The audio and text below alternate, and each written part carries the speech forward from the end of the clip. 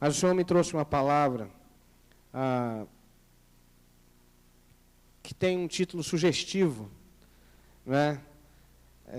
Que talvez, se eu divulgasse o título antes, você dizer assim, eu não vou lá no culto hoje porque eu não me encaixo nesse título, não é? O título, olha para você ver, Precisamos de Novos Heróis, né? Ou heroínas. Precisamos, o pastor Guto está até com a roupa de super-homem ali debaixo da não ia ficar bem, né? Já pensou o pastor Guto de azul, capa vermelha? Não ia dar certo, não. A sunga em cima daquela calça azul não tem nada a ver, né? Mas assim, precisamos de novos heróis. É interessante que quando a gente para pensar nesse termo herói, ele não é um termo bíblico, né? Herói não é um termo bíblico, não. Mas a figura do herói está presente ao longo de toda a história da humanidade. Não é? Num determinado momento da história da humanidade, heróis são os heróis de guerra. São aquelas pessoas, aqueles guerreiros que eram capazes de coordenar exércitos de maneira muito forte, não é? Como a gente tem na Bíblia, por exemplo, a história de Sansão, né? A história de Davi, que se torna um herói de guerra, né? Que enfrenta Golias, que era um outro herói de guerra. Não é? Você tem depois, na mitologia grega, por exemplo, que vai aparecer para a gente vai tomar conhecimento disso depois, a figura dos deuses da mitologia grega, que se tornam homens heróis, não é? Como Hércules, não é? E outros, né, que fazem parte da mitologia grega, que são pessoas superdotadas, dotadas de poderes extraordinários. Né? Aí você passa mais um pouco, os heróis passaram a ser os desbravadores do mundo, né? os, entre aspas, e põe aspas nisso, os descobridores, aqueles que descobriram as Américas, né? que navegaram por mares bravios, né? Aquela coisa. Os heróis, durante aquele período, do século XV, XVI, se tornaram estes que venceram aquilo que era a causa de grande temor, que era o mar. Depois, o título de herói mudou de lugar. E foram para os cientistas. E os cientistas se transformaram nos grandes heróis, né? As grandes invenções, a invenção da lâmpada, do telefone, da imprensa, né? E por aí vai, não é? Muitos heróis surgiram quando aconteceu a revolução científica no mundo.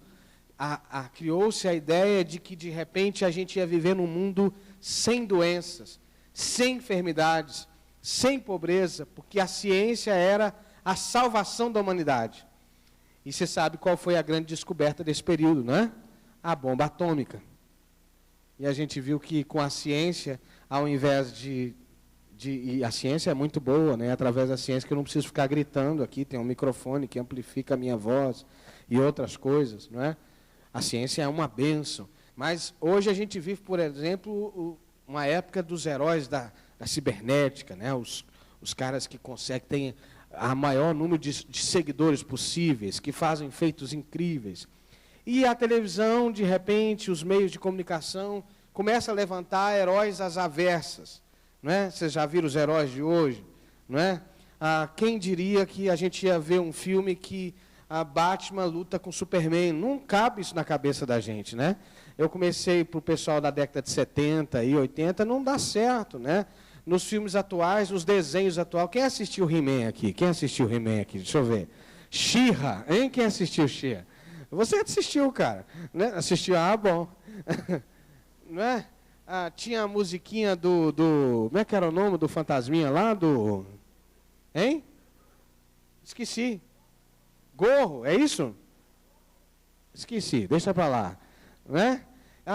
Thundercats, quem não lembra do Thundercats, né? É engraçado que, na época, tem um pessoal mais... tem gente que assistiu Jaspion, né? Né? Enquanto isso, na sala de justiça, quem não lembra dessa frase, né? Os heróis, eles produzem uma certa fascinação na gente. A gente vive hoje uma inversão muito maluca, que de repente o cara que é mau vira herói, né? Vocês já prestaram atenção nisso, né? Os heróis, os bonzinhos hoje são cafonas e os heróis são malvados, são zumbis, são figuras esquisitas, né? Há uma tentativa assim, muito clara e muito objetiva de inverter valores, muito clara. E a gente tem que tomar muito cuidado, né, com as nossas crianças, explicá-las, orientá-las. Não dá para colocá-las numa bolha, mas a gente tem que explicá-las. Mas eu quero falar de um tipo de herói hoje que é extremamente necessário e que a Bíblia registra, que não são chamados de heróis, mas que a gente, por conta da necessidade de ter os nossos heróis, a gente diz que são os heróis da fé.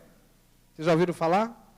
Já usaram esse termo? Os heróis da fé. Tem até livro com esse nome, né? Os heróis da fé. Porque, de alguma maneira, os heróis nos dizem que a gente pode estar num patamar mais alto, né?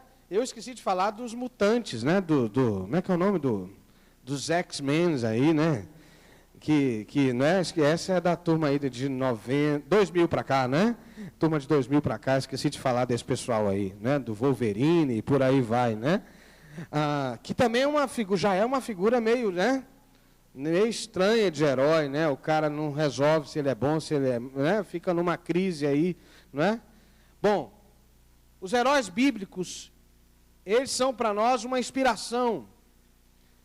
E eles vão num caminho completamente diferente desses heróis que eu descrevi aqui. Eles vão num caminho completamente distintos. E eu quero dizer, nós precisamos de novos heróis e novas heroínas, a partir desse referencial que nós vamos ler.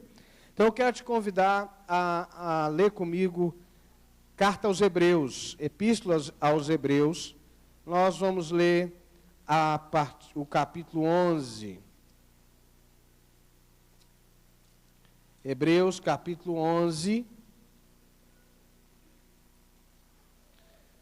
a partir do verso 1.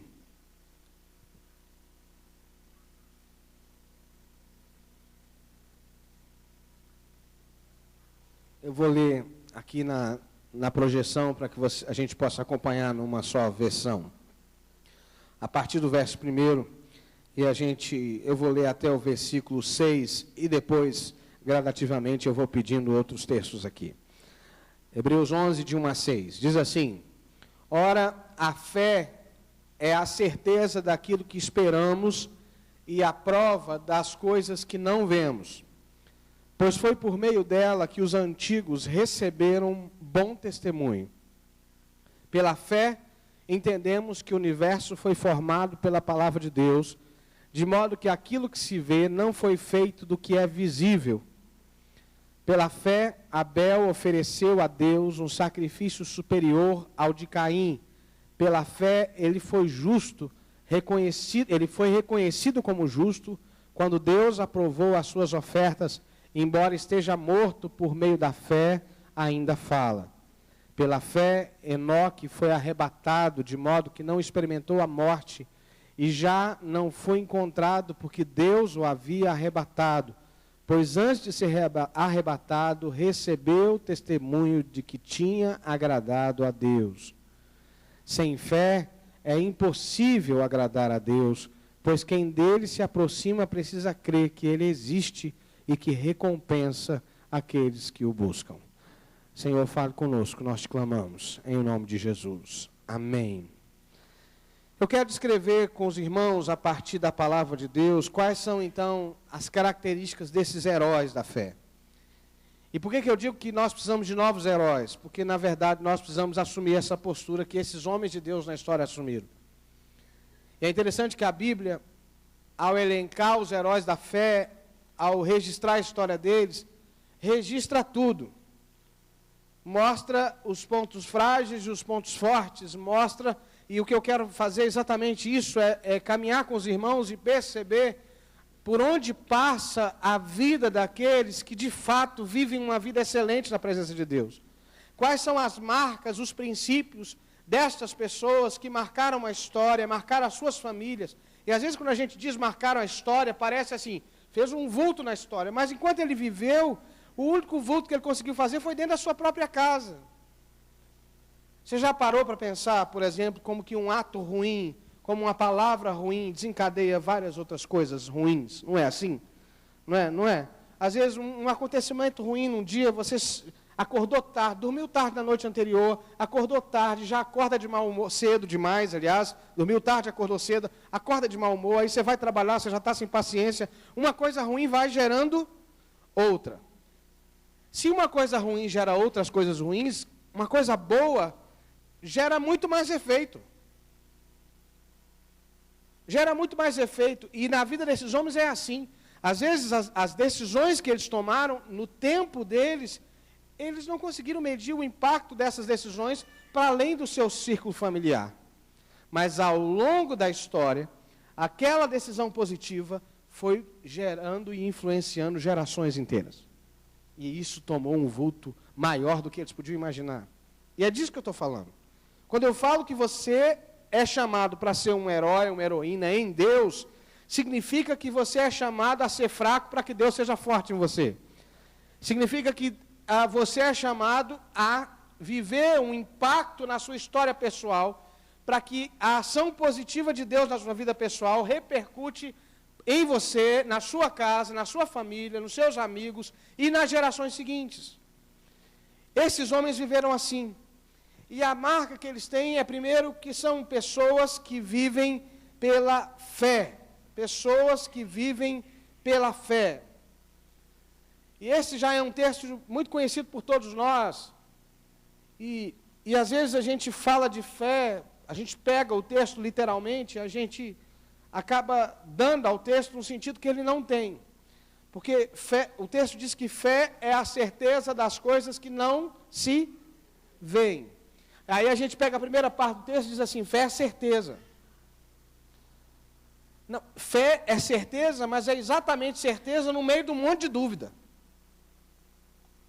Fé é certeza no meio de um monte de questionamentos, no meio de um monte de inseguranças. Porque eu não estou vendo. Eu não estou contemplando com os meus olhos físicos. A realidade não me diz, não me dá sinais que me encorajam a crer. Então eu estou num ambiente de dúvida, eu estou num ambiente de incertezas, mas eu sou convidado a olhar com os olhos de Deus. E aí a única certeza que eu tenho não é do que vai acontecer no futuro. Eu tenho certeza que o meu Deus, que é dono do amanhã, que é dono do futuro, vai cuidar desse futuro. Porque certeza de amanhã é proibido na Bíblia, porque a Bíblia diz que adivinhação é pecado. Não é? Então não dá para ter certeza. A única certeza que eu tenho do amanhã é que Deus vai cuidar dele. Amém? Quantos têm essa certeza aqui, que Deus vai cuidar do amanhã? Então fala comigo assim, Deus cuida do meu amanhã. Deus cuida do meu amanhã. Então eu tenho que ter condições de viver essa fé, essa certeza de que Deus cuida do meu amanhã. Mas essa fé para ver o invisível me ajuda a ver o visível de forma diferente. A fé que me habilita para ver o invisível, ou seja, o meu Deus cuida de mim amanhã, o meu Deus vai tratar do amanhã, eu posso dormir. Você dorme sabendo que você vai acordar no dia seguinte? Quem aqui, eu já tive, quem já teve assim aquela coisa de dizer assim, que doideira dormir, né? Você fecha o olho e esquece de tudo que está acontecendo à sua volta. Hein? Já pensou nisso? Alguém já pensou nisso? Eu espero não te atrapalhar a dormir hoje. Mas chega um determinado ponto da vida. E teve uma época que eu achei que dormir era uma coisa meio doida, porque você fica semi-morto. Não é verdade? A sua pressão arterial diminui. A sua percepção do entorno some, assim, diminui muito, né? Quem é que tem alguém em casa que para acordar você tem quase que sacudir a cama para ele acordar? É, tem, né? Os outros não levantaram a mão, viu? Mas tem um monte de gente aí, né? Não é meio louco isso? Mas a gente dorme. Num certo sentido, Deus é tão perfeito que Ele inseriu no nosso metabolismo um ingrediente de fé. Até para dormir você precisa ter fé. Uma das coisas típicas de quando a gente está ansioso, de quando a gente está acumulando preocupações demais, é a gente perder o sono. Não é? É típico da gente, quando a gente está ansioso, perder o sono. quando as pressões vão ganhando um lugar maior do que elas devem ter, uma das áreas que mexe é o sono. Porque há uma dificuldade de repousar. Há uma dificuldade de descansar. A fé é essa capacidade de descansar, sabendo que amanhã o sol vai nascer, se Deus quiser. Amanhã vai ter um novo dia, se Deus quiser. Amanhã eu vou ter saúde para levantar, se Deus quiser. Amanhã vai existir, se Deus quiser. Ou seja, eu não tenho certeza nenhuma do amanhã. A única certeza que eu tenho é que ele está nas mãos de Deus. Amém? Mas como eu tenho certeza que ele está nas mãos de Deus, eu posso olhar para o meu hoje com outro olhar. Eu posso olhar para as minhas lutas, para aquilo que é visível, com um olhar de fé. Eu posso enxergar a mão de Deus cuidando dos mínimos detalhes da minha vida. Os heróis da fé foram pessoas que viram o invisível pela fé e viram o visível também através dos olhos da fé. Você conhece alguém pessimista? Conhece? Não fala não, deixa quieto. Não é? Alguém que só enxerga...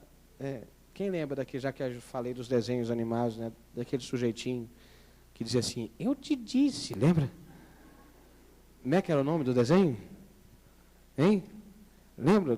Ele ficava dizendo que ia ter acidente o tempo inteiro, patrulha, não sei o quê, né? Não lembro, né? Mas ele ficava, acontecia acidente, ele dizia assim, eu te disse, eu te disse, eu te disse.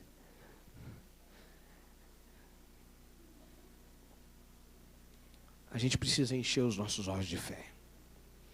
E encher os olhos de fé não é viver uma vida alienada. Mas é ver o problema, ver a luta, ver a dificuldade, dizer assim, eu creio que meu Redentor vive. Como os amigos de Daniel, fica sabendo, seu Nabucodonosor, que se a gente tiver que entrar na fornalha, a gente vai entrar. Se o nosso Deus quiser nos livrar, Ele nos livra. Mas se não, a gente entra do mesmo jeito, porque nós não vamos nos dobrar diante do Senhor.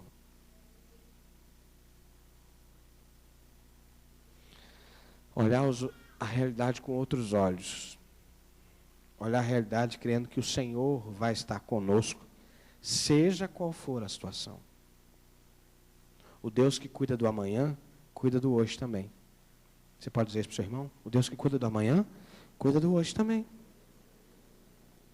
O nome dele é Deus conosco. Amém, queridos? Deus conosco, Deus presente, Deus que está junto, Deus que se faz presente.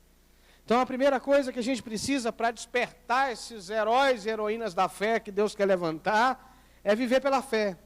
A segunda coisa é que, quando a gente vai olhar a história dos homens de Deus, como a gente vai ver aqui ao longo de todo o capítulo 11, eles decidiram alegrar o coração de Deus. Eles decidiram agradar a Deus. Esse primeiro texto que nós lemos fala de Abel e de Enoque. Abel e Enoque. Abel, a única coisa que a gente conhece de Abel é que ele ofereceu um sacrifício excelente, aceitável, o melhor. E depois que Caim assassina Abel, Deus diz para Caim, o sangue de Abel clama até mim. Porque Abel é visto como amigo de Deus, como aquele que se oferta por inteiro, como aquele que se entrega por inteiro. Enoque não é diferente disso. O texto diz que Enoque foi tomado, foi arrebatado, foi levado para os céus em vida, porque Enoque recebeu o testemunho de quem andava com ele, de que ele era amigo de Deus, de que ele andava com Deus. A história é feita de pessoas que entendem, que percebem que não têm controle sobre a vida, que não têm controle sobre amanhã, e quiçá sobre o dia de hoje. Que a nossa muita ansiedade, que a nossa muita pressa, que a nossa tentativa de controle, ela é mais uma idolatria. É um pouquinho da semente do pecado original, do pecado de Lúcifer, de ser como Deus. E achar que a gente vai conseguir com os nossos olhos, com as nossas mãos, resolver todos os problemas que estão ao redor da nossa vida. Enquanto, na verdade, o nosso poder de transformação é muito pequeno. Para começar, nós não mudamos os outros. A gente não consegue mudar ninguém. Nem a gente mesmo a gente consegue mudar, irmãos. Deus disse que não tinha jeito de reformar a gente, só tinha jeito de nascer de novo. Entendeu? É verdade. Fala com o teu irmão, é só nascendo de novo, querido, só nascendo de novo. Tem Não dá para fazer remendo, não. É só nascendo de novo. Entendeu? Só que, por alguma razão, como a gente já foi até na Lua, né? E não sei se você sabe, mas a NASA trabalha hoje num projeto para 2024 para ir em Marte, como é que fala? Num jato tripulável. Em 2024. Eles já estão trabalhando para isso. Então, assim, eu não acho que é difícil, não. A gente vai chegar lá em Marte. Né? Só que quando a gente chegar em Marte, a gente vai descobrir que a gente ainda é menor ainda do que é. Porque cada vez que o ser humano descobre o universo, menor ele se percebe. Mas há na gente essa ideia, essa percepção de que a gente tem controle sobre as coisas. Que a gente tem controle sobre os outros. Que a gente vai conseguir agradar todo mundo. Que a gente vai dar conta das coisas. A gente tem que resolver na nossa vida uma coisa só. E Jesus falou isso sobre Maria. Maria escolheu a boa parte, e isso não vai ser tirado dela. Qual foi a boa parte? Alegrar o coração de Deus. Pessoas que marcam a sua história pessoal, a história da sua família, a história da igreja, são pessoas que resolvem na vida uma coisa só: alegrar o coração de Deus. Porque eu quero te dizer com toda certeza, se você alegrar o coração de Deus, você... E não é ser o estereótipo do homem crente, da mulher crente, não, por favor. Vocês conhecem a história do irmão que era líder na igreja e morreu, e as pessoas conhecem, não conhecem? E as pessoas iam na beira do caixão e diziam assim: meu Deus, esse moço era isso, era aquilo e tal, e falava, chegou a um determinado ponto, a mãe virou para o menino e falou assim: vai lá ver se é seu pai mesmo. Que eu não conheço esse homem que esse pessoal está falando. Não é esse estereótipo de crente, não. Mas se você for alguém que de fato alegra o coração de Deus, você vai ser um bom pai, você vai ser uma boa mãe, você vai ser um bom esposo, uma boa esposa, vai ser um profissional excelente, porque Deus tem um plano integral para a nossa vida. Deus tem um plano integral para a nossa vida. Abel e Enoque decidiram ser excelentes para Deus. Se você resolver ser excelente para Deus, não tem como ser medíocre nas outras coisas. Porque se você escolher ser excelente para Deus, essa experiência com Deus vai interferir nas outras áreas da sua vida. A terceira coisa é que estes homens e essas mulheres que marcaram a história atenderam o chamado de Deus apesar das suas limitações. Olha comigo o versículo 8. E aí a gente podia projetar ali, por favor, o verso 8 do texto que nós estávamos lendo. Verso 8 do capítulo 11, 8 a 10. Diz assim: pela fé, Abraão, quando chamado, obedeceu a fim de ir para um lugar que devia receber por herança, e partiu sem saber para onde ia. Versículo 9. Pela fé, o 9, o seguinte: pela fé, Abraão, quando chamado, obedeceu e dirigiu-se, esse é o que nós lemos, né? O 8, o 9, o seguinte: pela fé peregrinou na terra prometida como se estivesse em terra estranha, viveu em tendas, bem como Isaque e Jacó, como herdeiros da mesma promessa. Quando você pensa em Abraão, a gente diz assim: Abraão é o pai da fé. Mas esse moço chamava Abrão, que significa pai, e não tinha filhos. Esse moço não conhecia Deus ainda. Esse moço vivia uma contradição, porque ele era herdeiro de uma terra, mas não tinha filhos para ocupar essa terra. E ele ouve o chamado de Deus. Ele crê e ele parte. E ele concebe a promessa. Deus dá a Isaque. Ele vive a promessa, porque ele ouviu, ele creu, ele obedeceu, e Deus fez um milagre. Mas Abraão é o cara, por exemplo, que tem medo de dizer que Sara é mulher dele, porque ela era muito bonita. E onde chegava, Sara parava o trânsito. Né? Não tinha jeito, todo mundo via Sara, porque ela era uma mulher linda. Os reis viam Sara. E Abraão diz assim, Sara, preciso livrar minha pele. Não é? Sujeito corajoso, né? Como a gente é parente, você fala que é minha irmã, Sara. Você fala que é minha irmã. Não é? E em uma das cidades que ele veio, um rei chega a tomar ela por esposa. Não é? Porque Abraão não tem coragem de dizer que ela é mulher dele. E aí Deus mostra o rei. E ele diz assim, o que é isso que você está fazendo com a gente, rapaz? Você é louco. Né? Sujeito corajoso. Mas é o pai da fé. É o pai da fé. Não é louco isso? É o herói da fé. Por quê? Porque mesmo limitado, Abraão ouviu, creu e partiu. Obedeceu. Quando você pensa em Noé, que vai ser citado aí em seguida, o texto diz que Noé, tendo ouvido a voz de Deus, construiu a arca. Você pode imaginar um sujeito... Quem viu aquele filme, como é que é o nome do filme lá, da arca lá, do... É Todo-Poderoso, não? Não, é Noé mesmo, né? Do Jim Carrey lá, que faz uma sátira... Oi? É Todo-Poderoso mesmo, né? Que o sujeito vai ficando... começa a construir arpa, cresce barba, os bichos começam... Faz uma sátira, uma caricatura do texto bíblico, mas que para mim é melhor do que o filme Noé. Você quer saber? Para mim, aquela sátira lá do Jim Carrey é muito melhor do que o filme Noé, que foi feito, acho que pela Disney, não sei. Né? Para mim, o filme Noé tem outras coisas. Né? Mas é aquela sátira lá de um sujeito maluco que começa a construir, todo mundo zomba dele, mas ele ouviu, ele creu e ele obedeceu.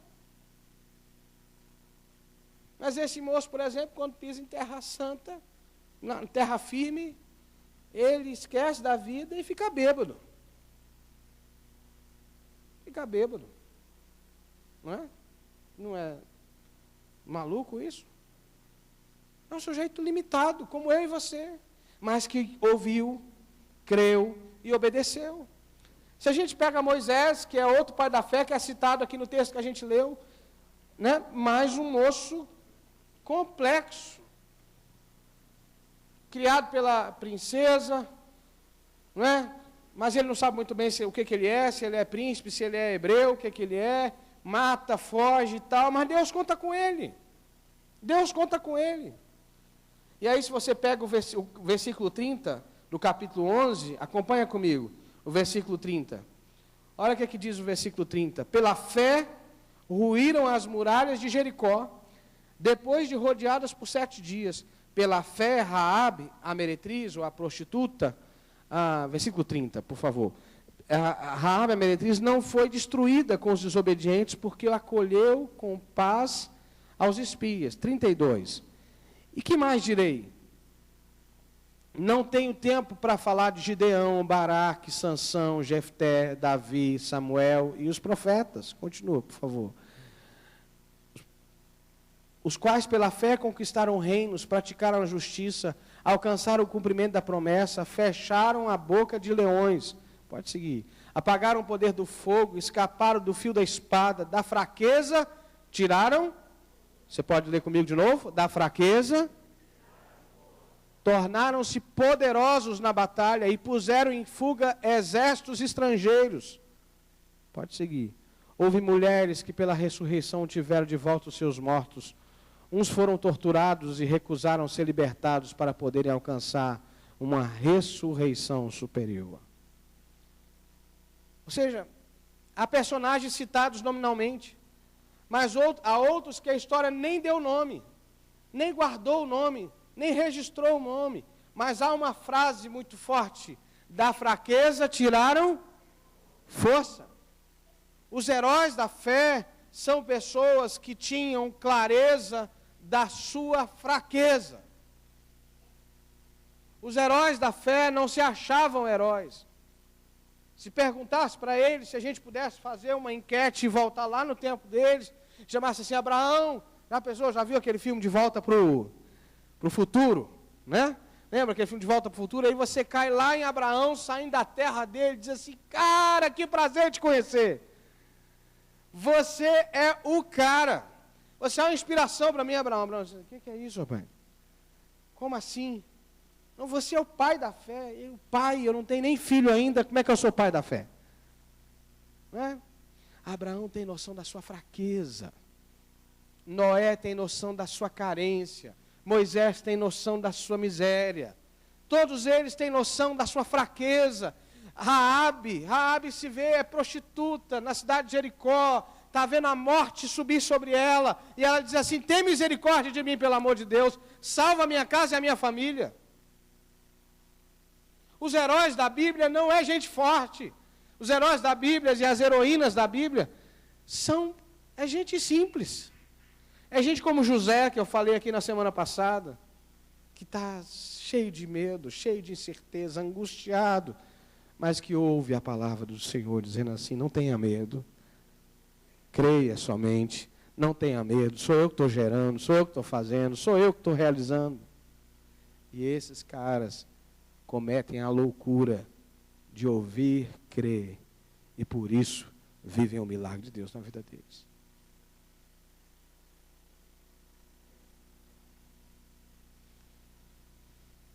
Como é que a gente levanta novos heróis e novas heroínas aí? Como é que Deus pode levantar?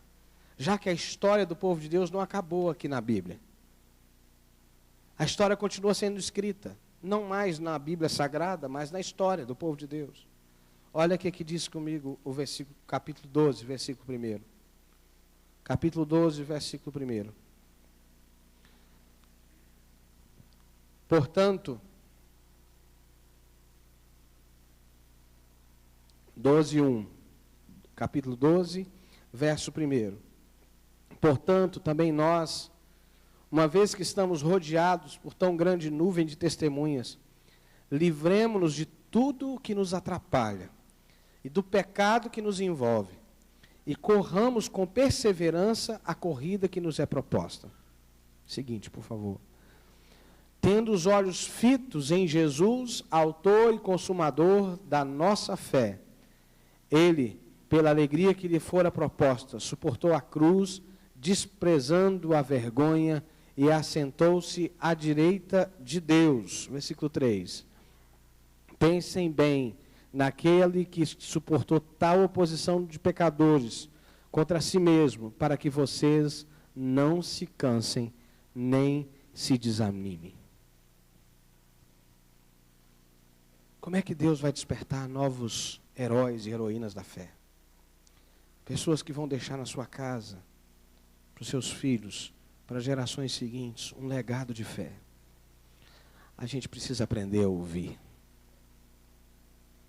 A gente precisa aprender a ouvir. A gente fala muito, não é verdade? Meu Deus, como a gente fala. Como que as nossas vozes internas gritam. Como nós somos bombardeados por tantas vozes externas também que querem dizer para a gente o que fazer. Mas nós temos que nos aquietar para ouvir essa nuvem de testemunhas que nos precedem. Esses homens e essas mulheres eram pessoas comuns como eu e você. Eram pecadores como eu e você. Sujeitas a tentações como eu e você. Mas eles ouviram. Abraão nem sabia quem era a voz que ele estava ouvindo. Moisés também não. Quando ele se aproxima e Deus se revela para ele, e ele diz assim: quem é o Senhor? Eu vou falar que é quem que está me mandando. Ele não conhece. Mas eles ouvem. Nós dissemos que conhecemos a Deus, que cremos em Deus, mas muitas vezes nós não conseguimos ouvir a voz de Deus na vida das pessoas que estão à nossa volta, na história da revelação de Deus. Nós achamos, às vezes, que essa história, ela foi floreada, ela foi arrumada, empacotada na Bíblia, mas que não se aplica a nós hoje. E não é verdade, queridos. A história da palavra de Deus, a história da revelação de Deus é viva e ainda hoje atuante na vida de todos nós. Nós precisamos abrir os nossos ouvidos espirituais para ouvir e os nossos olhos espirituais para ver pela fé o que Deus tem feito ao longo da nossa história de vida mesmo. Na história da nossa família, na história da igreja, na vida de pessoas. que mesmo no meio de muita oposição, de muita luta, perseveraram, e não porque eram fortes, mas porque assumiram-se fracos e necessitados de Deus. Lembra que herói na Bíblia não tem capa, graças a Deus, nem máscara. Herói na Bíblia tem atestado de fraqueza, mas na fraqueza tiraram força. Amém, irmãos? Eu fico preocupado quando o crente começa a bater demais no peito e se sentir forte demais. Fico muito preocupado. Porque a gente perde o viés da adoração e começa no viés da idolatria. E aí fica igual Nabucodonosor, que a imagem bíblica para ele é cabeça de bronze, peito de bronze e pé de barro. Quando ele se vê no espelho, tem peito de bronze, cabeça de bronze. A imagem dele é muito forte, só que o pé é de barro. Qualquer cabo de vassoura derruba ele. O povo de Deus se vê no espelho e se vê de barro. Mas as pernas são de bronze, de ouro polido, porque a nossa base é o Senhor, a nossa rocha é o Senhor. A gente precisa ouvir. A gente precisa crer. Olha o que aqui o escritor de Hebreus escreve. Olhem para Jesus, que suportou tamanha oposição e sofrimento por nós, em favor de nós. Como se dissesse assim, não anulem o milagre da cruz, não anulem a oferta da cruz. Paulo vai dizer, aquele que não poupou o seu único filho, antes nos dará com ele todas as outras coisas. Na época que Jesus estava sobre a terra, disseram para ele assim, nos dê um sinal de que o Senhor é o Messias. E Jesus disse assim, nenhum outro sinal será dado, a não ser o sinal de Jonas. E o que é o sinal de Jonas? É o sinal de alguém que morre e ao terceiro dia ressuscita. É o sinal da ressurreição de Jesus, da vitória sobre a morte. Aquele que venceu a morte pode vencer todas as outras coisas. Você não precisa de mais sinais. Tudo que você precisa é crer na obra de Jesus pela sua vida. Quantos creem aqui que a obra de Jesus é suficiente? A obra de Jesus, então diga comigo, a obra de Jesus é suficiente na minha vida. Amém, querido? Você não precisa de um novo sinal, você não precisa que o céu se abra, que venha um raio. Você não precisa levantar uma espada e gritar thunder, thunder para aparecer um feixe de luz. Não, você só precisa dizer assim, eu sou fraco, mas Ele é forte em mim. Eu sou pobre e necessitado, mas Ele cuida de mim. O amor dele não falha.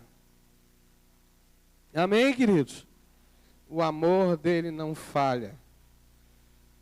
Considerai, pois, atentamente aquele que suportou tamanha oposição de pecados contra si mesmo, para que não fadigueis, desmaiando em vossas almas.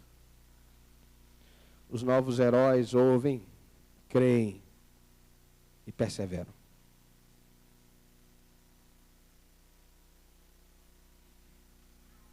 Tem uma música do Matos Nascimento, né? Antiga já, né? Que diz assim, quer vitória, vai chorando, geme e chora. O pessoal da juventude fica assim, né? Colocar o Lucas para cantar, ele vai, né? Canta aí comigo, Lucas. Quer vitória, vai chorando. Quer vitória, vai chorando, geme e chora. Levanta a mão, recebe a bênção nesta hora. É só pedir, vai chorando, geme e chora. Essa história de que você vai estar o tempo inteiro de peito estufado, cabeça erguida, sorriso nos lábios e triunfante, combina com a Liga da Justiça. Mas com a Bíblia não. Os heróis bíblicos choraram amargamente. Tiveram dúvidas cruéis. Desejaram até a morte.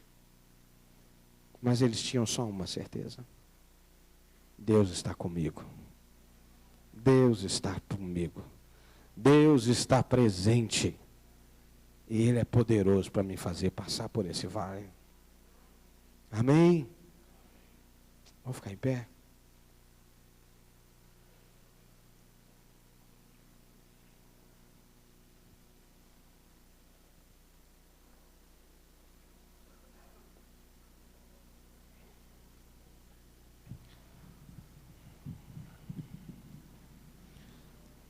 Nos dias de hoje é proibido admitir fraqueza, né? Mas aqui você pode. Porque só quem tem um Deus forte pode se admitir fraco. Só quem tem um Deus grande pode se admitir pequeno. Só quem tem um Deus amoroso pode se admitir carente de amor. É maravilhoso servir a esse Deus poderoso. Feche os seus olhos. Coloque seu coração diante do Senhor.